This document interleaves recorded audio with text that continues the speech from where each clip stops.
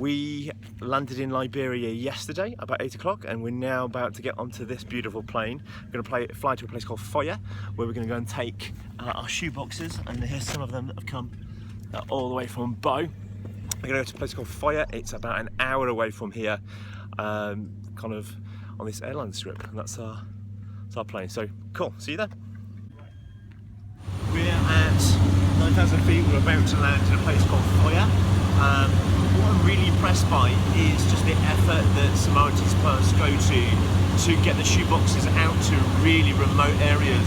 So the place we're going in Foya, it's probably I think it's the first time that actually had shoe boxes. They were due to get them last year, but they did because of Ebola.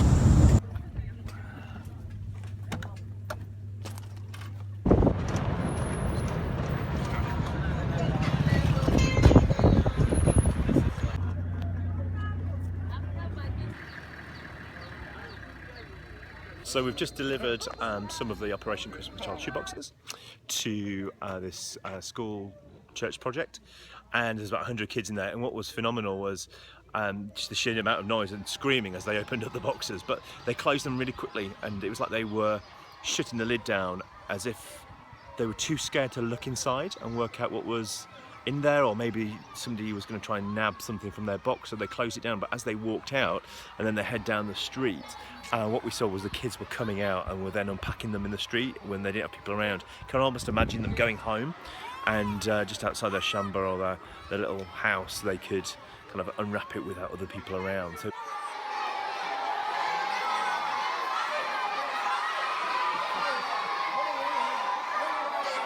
there we go. Here we are. Kathy, we've just delivered some shoe boxes. How do you think it went? It was fantastic this afternoon. I was able to give the shoe box that my family created and to a little girl called Nancy, and she absolutely loved it. And this group of kids are amazing. It's been wonderful.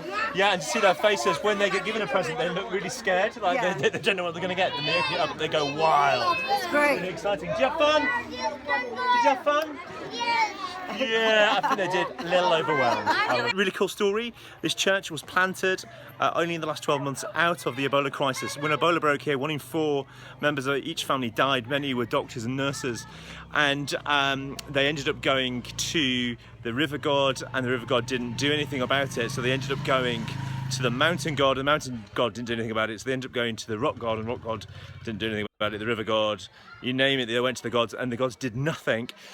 At which point they heard about Jesus, and they started praying to Jesus, and they said they wanted to follow Jesus, and within a short period of time Ebola was being wiped out here, and people weren't dying but people were being healed, and people wanted to become followers of Jesus. So this church was built off the back of Ebola, which you would never want to see a church built because of Ebola, but knowing that Jesus has done something through it is phenomenal.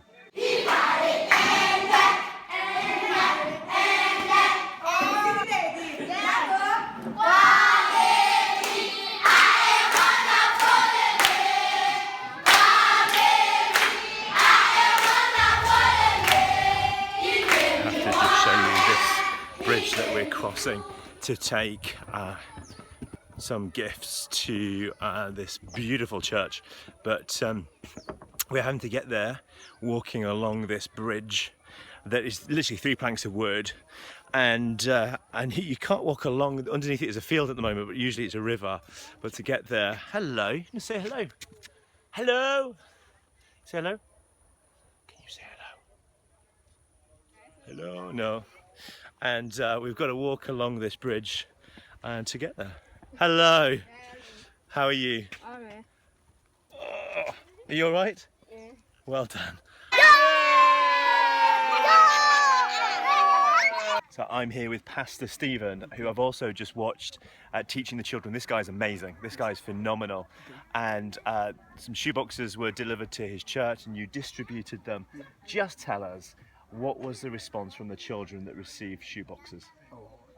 They were wild and kind of joyful, and blessing God for Jesus. Oh, bless God for our friends. I mean, they went, oh wow, with joy. It was very wonderful. It was joyful. And do you think they made the connection between the gift and with Jesus? Oh, seriously. We were, I mean, telling them from the teaching where they got to know that someone somewhere loved them. That's why we are teaching them, and someone died before them, and then they have accepted him. So therefore, we demonstrate that love through these shoe boxes. From your friend in UK, from your friend in America, they demonstrating this love. They have received Jesus, and you need to receive Jesus. We've had a wonderful time in Liberia. We have had an amazing time. We have been to so many distributions of toy boxes, and then today We've been at a graduation ceremony of all these kids, and they graduated from the Greatest Journey programme. It's been amazing. I've been really blown away by the local church and how the local church genuinely care and love for the kids that they're working with. What have you enjoyed? I've enjoyed just seeing their smiling faces and how open they are to hearing God's love for them. It's been wonderful. And if you're not doing the shoe boxes at your church, Why not? you guys need to be doing it. You give a shoe box, it goes to a local church that then serves young people as they share the gospel with them. So you must start doing it next year. It's Anyway, great. great. Bye. Bye.